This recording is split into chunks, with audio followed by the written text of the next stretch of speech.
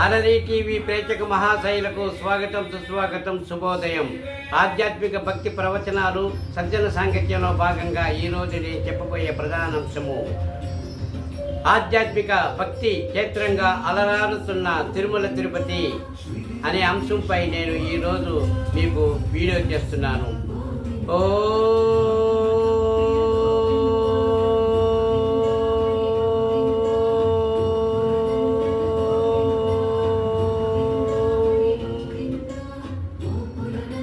గురు బ్రహ్మ గురుర్విష్ణు గురుర్దేవో మహేశ్వర గురు సాక్షాత్ పరబ్రహ్మం తస్మై శ్రీ గురువే నమః. ఆధ్యాత్మిక భక్తి జిజ్ఞాస సాధువులారా, సజ్జనులారా, మీ అందరికీ మరొకసారి నా హృదయపూర్వకమైనటువంటి ధన్యవాదములు, నమస్కారములు, శుభాకాంక్షలు. కలియుగంలో అంటే ప్రస్తుతము ప్రపంచవ్యాప్తంగా ఎన్నో దేశాలున్నాయి. అన్ని దేశాల కంటే భారతదేశానికి ఓ ప్రత్యేకత ఉంది. ఇది సనాతన ధర్మానికి ఒక మూల స్తంభం. ఇక్కడ ఈ భారతదేశాన్ని వేదభూమి, పుణ్యభూమి అని కొనియాడుతుంటారు ప్రపంచ దేశాలు. ఎందుకంటే ఈ మట్టిలో పుట్టిన ఎంతోమంది మహనీయుల వల్ల ప్రపంచంలోని మన భారతదేశ చరిత్ర విరాజులుతోంది, ప్రఖ్యాతి గడిస్తోంది, కీర్తి గడిస్తోంది.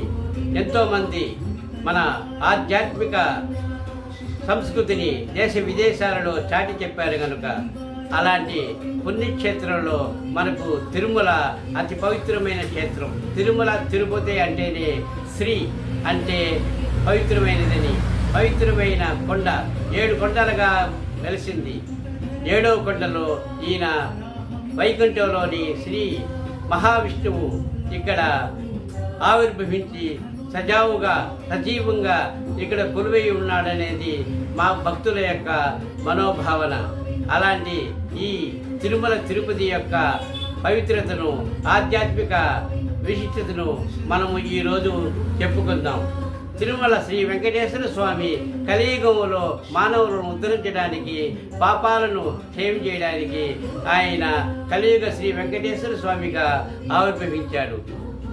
వేద నారాయణపురంలో అమ్మవారు శ్రీ పద్మావతి దేవిని వివాహమాడి ఇక్కడ కొలువు తీరాడు. అలాంటి మనం ఒక్కసారి మనకు మానవుడు ఎటువంటి సమస్యలతో సతమతమవుతున్న ఆయనకు మొక్కుబడి తీర్చుకునేందుకు కుటుంబ సహితంగా దేశవ్యాప్తంగా భక్తులు తిరుపతికి వచ్చి తిరుపతి నుంచి కొండకు వెళ్ళి ఆయన దర్శించుకుంటారు. తిరుమలలో ఎన్నో ఆలయాలు, ఉపాలయాలు ఉన్న అనేక తీర్థాలలో ఉన్న వాటన్నిటిని దర్శించుకుని ప్రధాన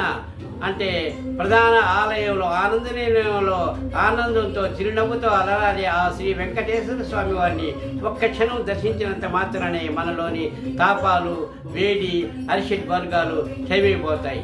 మన అహంకారం అనే వెంట్రుకలను అక్కడ తలనీలాలుగా భగవంతుడికి సమర్పించి ఆయన ముందు మనం మోకెళ్ళామంటే మన పూర్వపరాలు అన్నీ ఆయనే చూసుకుంటాడు. అలాంటి పవిత్రమైన గొప్ప దేవతామూర్తి మహావిష్ణువు అవతారంగా శ్రీ వెంకటేశ్వర స్వామి కొండలలో కొలువై ఉన్నాడు.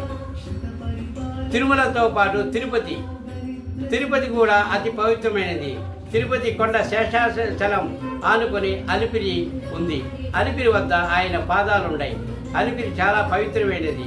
అలిపిరి నుంచే రామానుజాచార్యులు మోకాలతో నడిచి కొండను ఎక్కి ఆయన దర్శించుకున్నాడు. అలాగే శ్రీకృష్ణదేవరాయలు కూడా కొండకు ఎన్నో ఉపచారాలు చేశారు.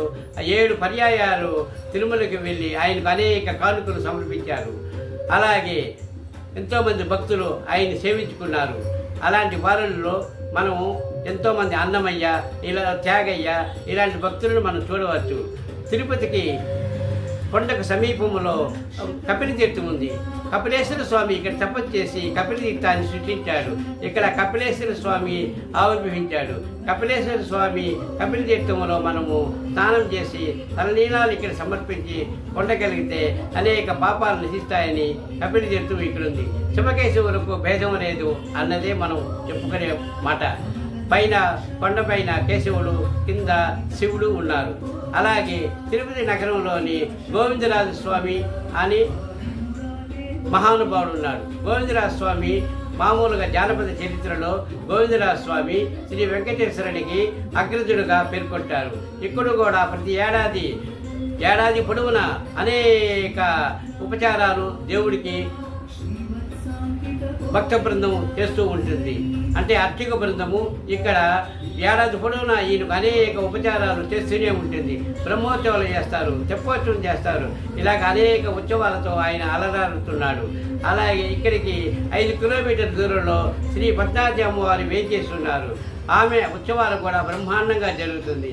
అలాగే శ్రీనివాస మంగాపురంలో శ్రీ వెంకటేశ్వర స్వామి కళ్యాణ వెంకటేశ్వరుగా అలరారుతున్నారు.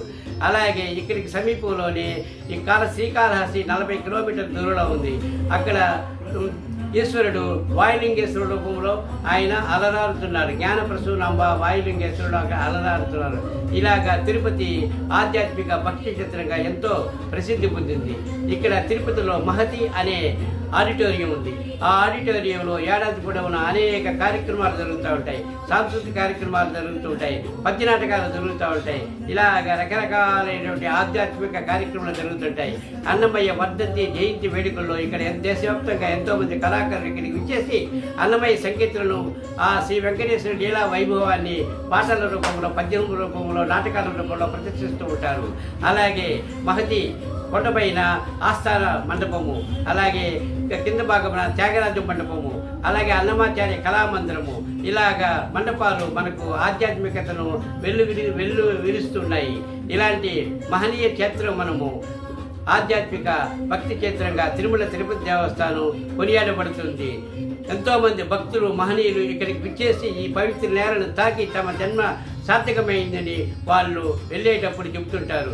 మనము ఈ తిరుపతిలో పుట్టడం మన అదృష్టం, ఇక్కడ పెరగడం మన అదృష్టం, ఇక్కడ మనం జీవించడం అదృష్టం.